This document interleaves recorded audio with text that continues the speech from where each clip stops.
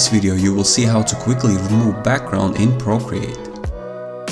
So open image that you want to edit in Procreate. Tap on this selection tool. Select automatic add method. Then tap on the area you want to select and without lifting stylus or finger, slide to left or right to adjust the threshold.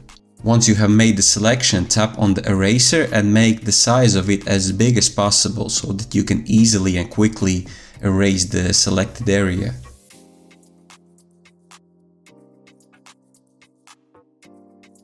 To make things a bit more interesting, in Layer tool, add new layer and have it under Building Image. Go to Actions tool, under Add, tap on Insert a photo and select the image.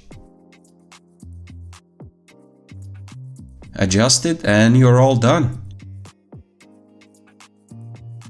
Hey, hope you found this useful. Thank you for watching and see you next time.